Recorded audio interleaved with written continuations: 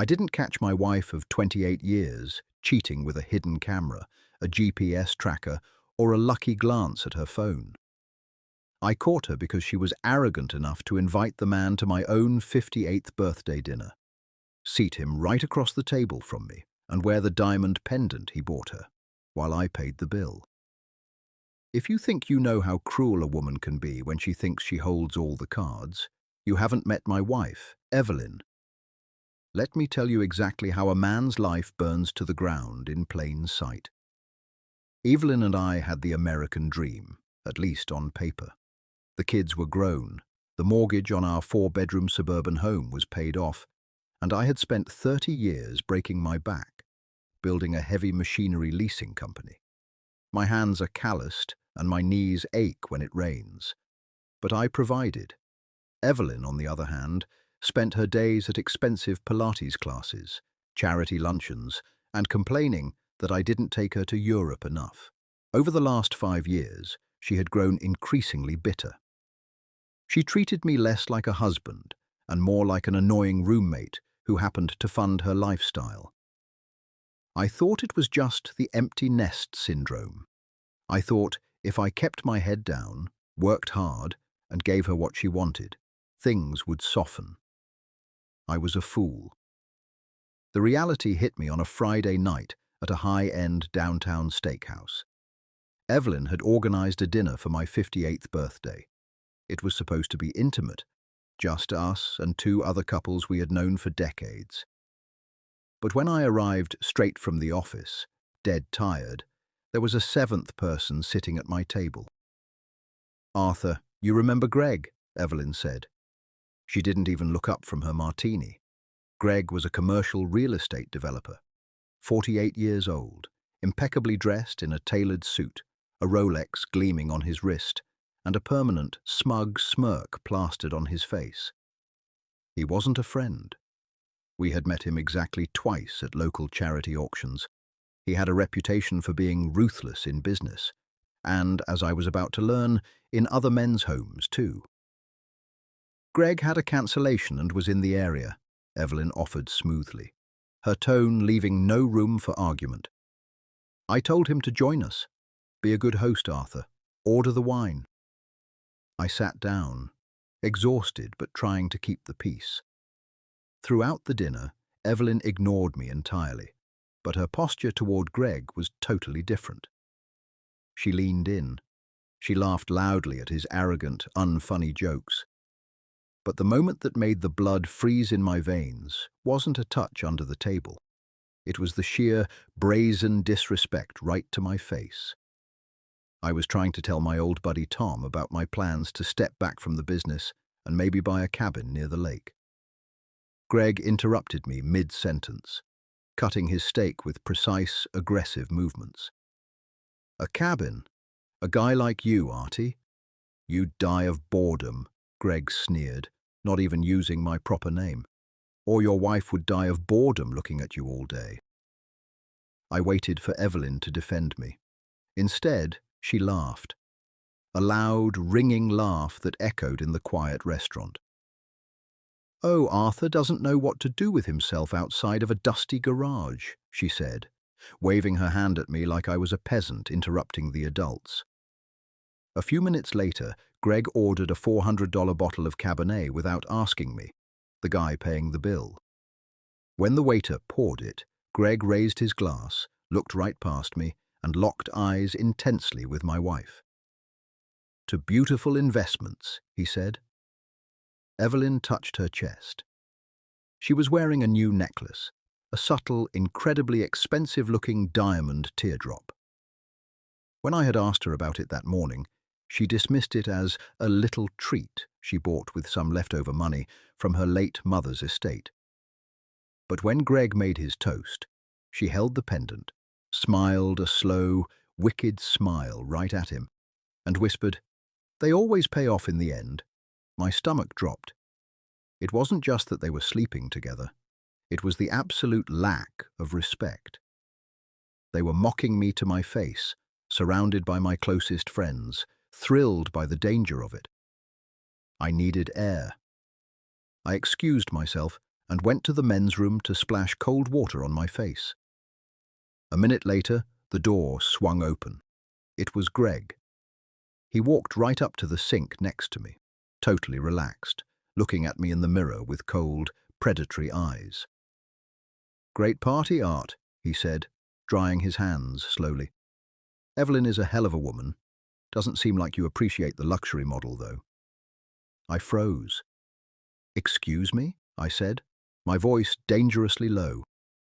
He tossed his paper towel in the trash and smirked. "Just an observation. Women like that need active maintenance. Don't let her get bored, old man." He walked out, leaving me standing there gripping the porcelain sink until my knuckles turned white. I didn't yell. I didn't go back out there and flip the table. I realized in that exact moment that throwing a punch would only make me look like the unhinged, crazy husband. I walked back to the table, paid the $1,200 bill, and watched them. I watched how she let him own the room. I drove us home in dead silence that night. I didn't confront her. I needed to know exactly how deep this betrayal went, and I needed to figure out how to take everything from her without her ever seeing it coming. What I did over the next 3 weeks wasn't just a divorce. It was an execution. If you think a woman cheating on you is the worst pain you can feel, you're wrong.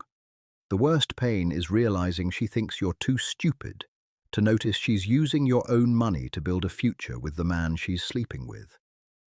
After my 58th birthday dinner, the gloves were off, but I was the only one who knew we were in a war. The morning after the dinner, I woke up at 5 a.m., just like I have every day for 30 years. Evelyn was still asleep beside me, her expensive silk sleep mask perfectly in place. She looked so peaceful, so unbothered. It made me sick to my stomach.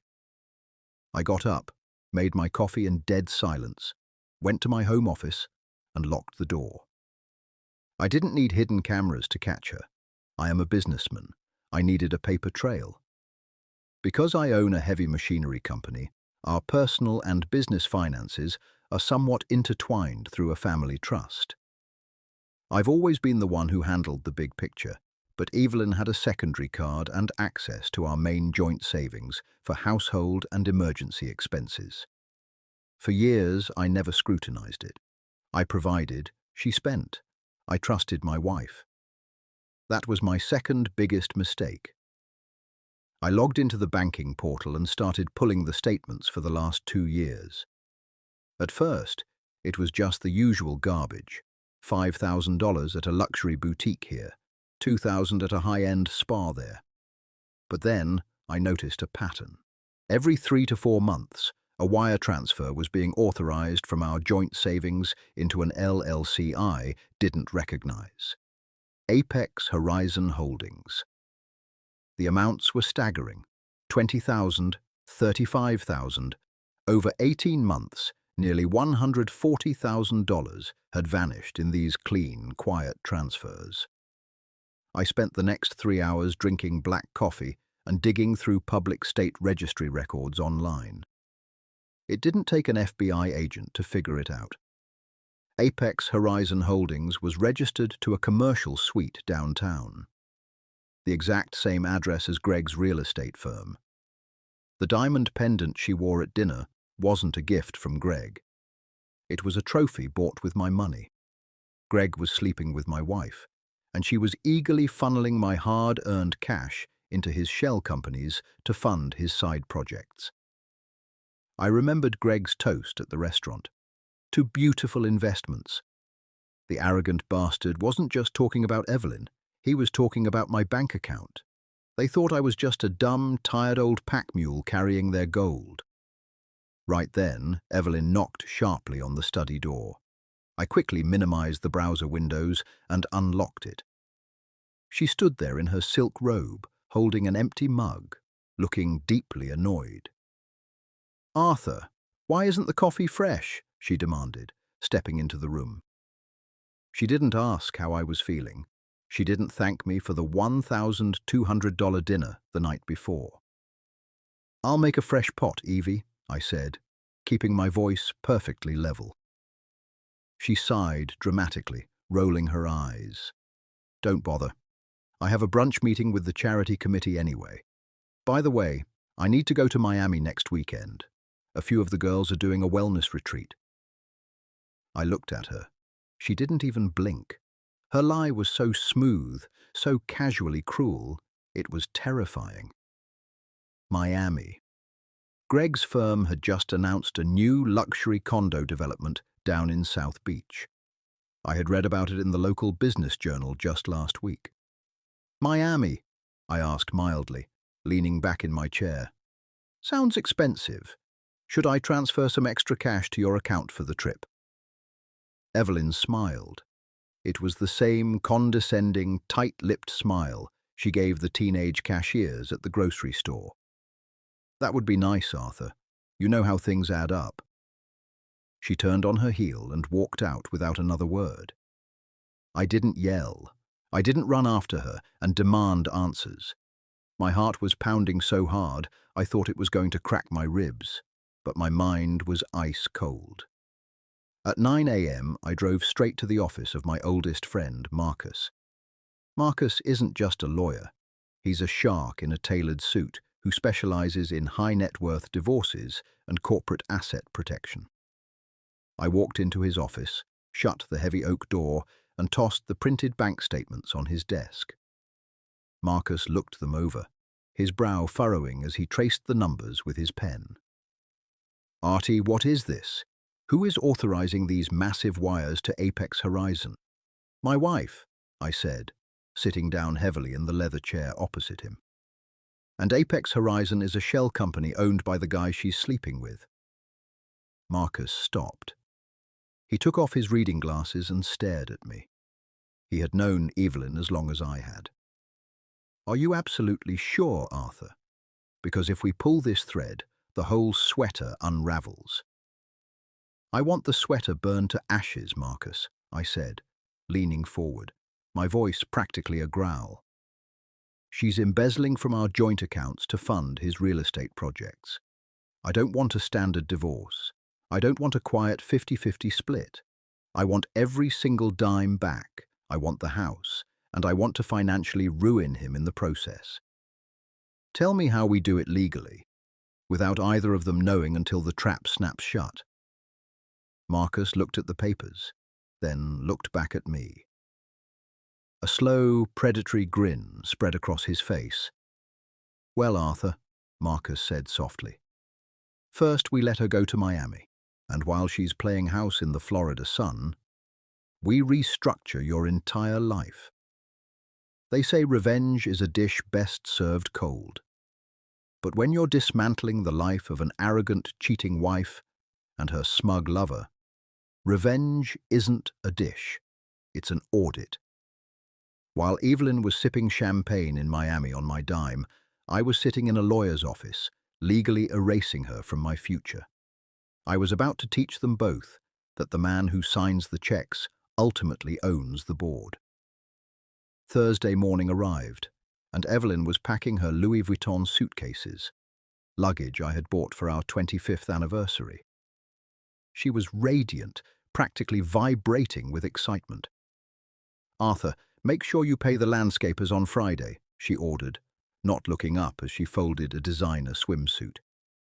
And don't eat takeout every night. It's bad for your blood pressure.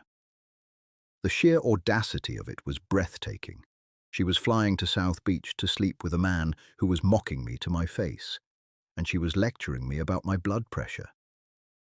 She gave me a stiff, obligatory peck on the cheek on her way out the door. It felt like being kissed by a snake. The second her Uber pulled out of the driveway, I picked up the phone. Marcus, my lawyer, had assembled a team. For the next 4 days, while Evelyn was tanning on Greg's rented yacht, I sat in a stifling boardroom with a forensic accountant named David. David combed through 10 years of our finances. What he found was textbook dissipation of marital assets. Evelyn hadn't just transferred $140,000 to Greg's shell company. She had also opened a secret credit card in her name, tying it to our home equity line. She was using it to buy him expensive gifts, Rolex watches, tailored suits, first-class flights. Legally, this is a slaughter, Arthur, Marcus told me, leaning over the conference table. When a spouse recklessly spends marital funds on a paramour, a judge subtracts every single penny of that from her side of the final settlement. She's essentially spending her own future alimony to buy this guy toys. I don't just want her cut off, Marcus, I replied, staring at the spreadsheets. I want him squeezed. I want him crushed. That's when my 30 years in the heavy machinery leasing business finally became a weapon. I know every major commercial contractor, union boss, and construction foreman within a 500-mile radius. I know the guys who dig the foundations, pour the concrete, and build the skeletons of these luxury high-rises. I started making phone calls. I didn't mention my wife. I didn't mention an affair. I simply called up 3 of my oldest buddies who ran the primary contracting firms working on Greg's new Miami condo project, the Azure. I casually mentioned that my accounting department was flagging some of Greg's LLCs, including Apex Horizon, for severe liquidity issues. I told them, strictly man-to-man, that if it were my money, I'd be demanding cash up front before moving a single excavator onto his job sites. In the construction world, rumors of a developer going broke spread faster than a wildfire. By Friday afternoon, my buddies had tightened the screws. They refused to release equipment or lay concrete for Greg's Miami project without immediate, heavy cash deposits. I had essentially choked out Greg's cash flow in a single afternoon, all from my home office. Evelyn returned on Sunday night. She walked in smelling of expensive sunscreen and a subtle trace of men's cologne. She looked sun-kissed and utterly exhausted, in that specific way a woman is when she's been thoroughly entertained. "How was the wellness retreat?" I asked, looking up from my newspaper, playing the role of the oblivious, boring husband perfectly. "Oh, exhausting," she sighed, pouring herself a glass of wine. "Lots of meditation. But Arthur, listen, I need a favor." I internally braced myself. "What is it, Evie?" She sat down across from me, putting on her best, concerned wife face. "My mother's estate trust is being audited for a tax discrepancy. The accountant says I need to wire $50,000 into the holding account by Tuesday, or I'll face massive IRS penalties. Can you transfer it from the joint savings?" I almost laughed out loud. Greg was panicking. My phone calls had worked. His contractors in Miami were demanding upfront cash he didn't have. And because his credit was likely overextended, he had turned to his personal piggy bank. My wife. He had told her some desperate lie, and she was coming to me to bail out her lover's failing project. I looked her dead in the eye. I didn't flinch. I didn't scowl. I gave her a warm, reassuring, pathetic smile. "Of course, honey," I said softly. "I'll go to the bank and authorize the wire first thing Tuesday morning. You don't need to worry about a thing." She exhaled a massive sigh of relief, a smug, triumphant smirk flashing across her face before she hid it behind her wine glass. "Thank you, Arthur. You're a good provider." "I am," I replied, turning back to my newspaper. I wasn't going to transfer a single dime. In fact, on Tuesday morning, Evelyn was going to wake up to a reality so brutal it would shatter her arrogant little world into a million pieces. They say hell hath no fury like a woman scorned, but I promise you, a scorned woman has absolutely nothing on a tired 58-year-old man who just realized he's been financing his own destruction. Tuesday morning arrived, and Evelyn was expecting a $50,000 wire transfer to save her lover's failing business. Instead, she got a masterclass in what happens when the ATM finally wakes up and bites back. At 8 a.m. on Tuesday, I didn't go to the bank to authorize Evelyn's wire transfer. I went to the bank with my lawyer, Marcus, to drop a financial guillotine on my wife's luxurious life. Acting on Marcus's legal advice to stop the active dissipation of marital assets, we completely froze the home equity line of credit. I cancelled every single joint credit card, including the secret one she had opened to buy Greg's Rolexes. I rerouted all my business dividends and my personal salary into a new, heavily protected trust account that Evelyn couldn't even look at, let alone touch. By 9:30 a.m., the financial pipeline that had funded her arrogance and Greg's real estate dreams was completely, permanently shut off. Then I went to work, poured a cup of coffee, and waited for the show to begin. It started at 12:15 p.m. My phone buzzed on my desk. It was Evelyn. I let it ring. 2 minutes later, it rang again. Then a text came through. "Arthur, call the bank immediately. My card was just declined at the country club in front of Susan and Brenda. It's incredibly embarrassing. Fix it." I didn't reply. I took a sip of my coffee. At 1 p.m., my phone started ringing frantically. Not just from Evelyn. It was Greg's name flashing on the screen. He was calling my personal cell, which he had never done in his life. I let it go to voicemail. At 2:30 p.m., I decided it was time to go home. When I pulled into the driveway, Evelyn's Mercedes was parked at a sharp, aggressive angle. I walked through the front door, briefcase in hand, and found her pacing furiously in the foyer, her face flushed with rage. "Where the hell have you been?" she screamed, dropping the classy, composed act entirely. "I have been humiliated. My cards are frozen, the bank manager won't tell me anything, and the $50,000 wire to my mother's estate hasn't gone through. Do you have any idea what kind of mess you've made, Arthur?" I walked past her, calmly hung my coat in the closet, and walked into the kitchen. "Arthur, look at me when I am talking to you," she shrieked, following me. I set my briefcase on the granite kitchen island. I popped the brass latches, opened it, and pulled out a thick, heavy manila folder. I slid it across the smooth stone counter until it stopped right in front of her. "I didn't make a mess, Evelyn," I said, my voice completely flat and devoid of any emotion. "I cleaned one up."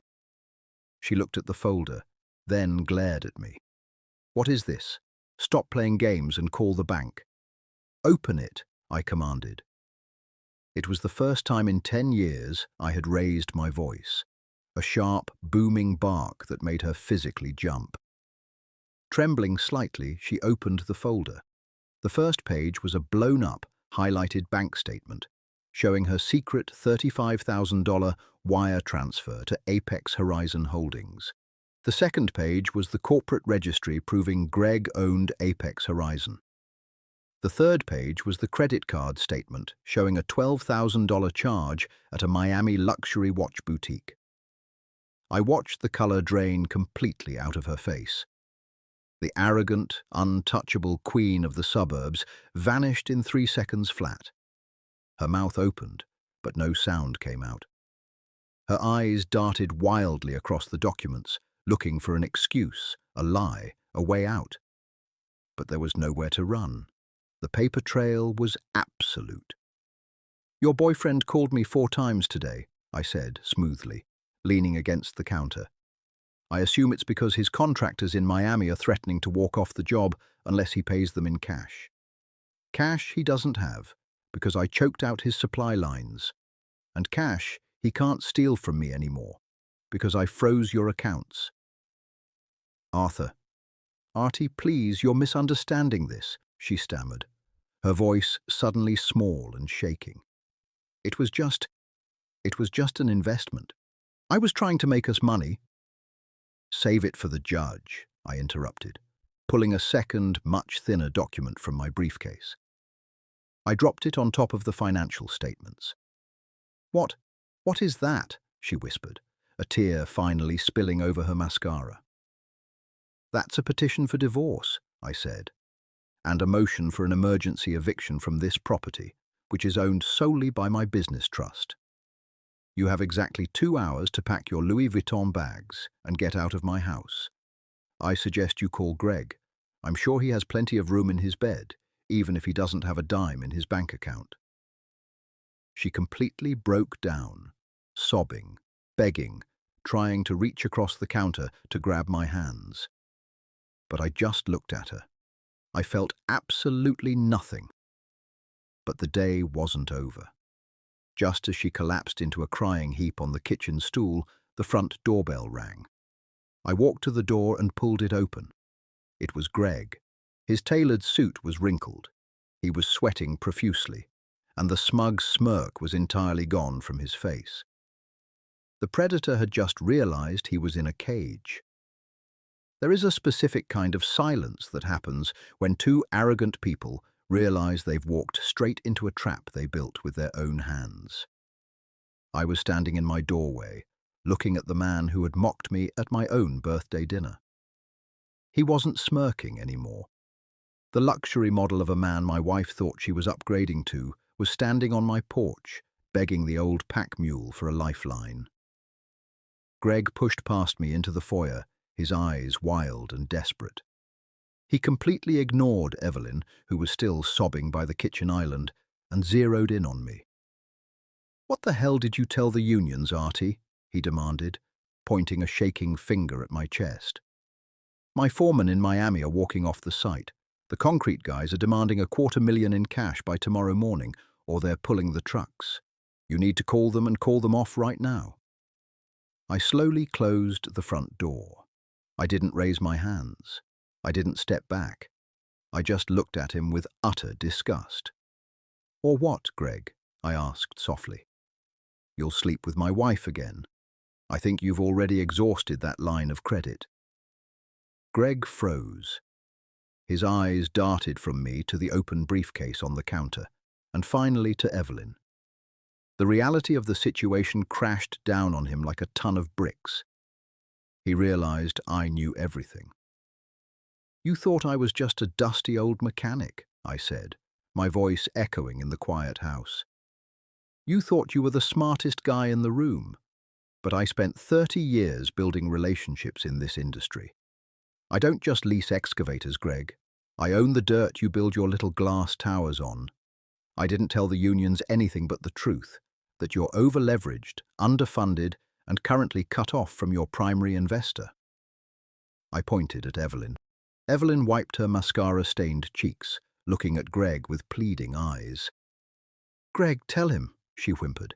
"Tell him we love each other. Tell him we don't need his money." But the grand romance they thought they had evaporated in the face of financial ruin. Greg didn't go to comfort her. He didn't wrap his arms around her. He glared at her with absolute venom. "You stupid bitch," Greg hissed at her, completely dropping the charming facade. "You told me he was clueless. You said the accounts were secure. Now I'm going to lose the Azure project. I'm going to lose everything because you couldn't keep him blind." Evelyn gasped, recoiling as if he had physically struck her.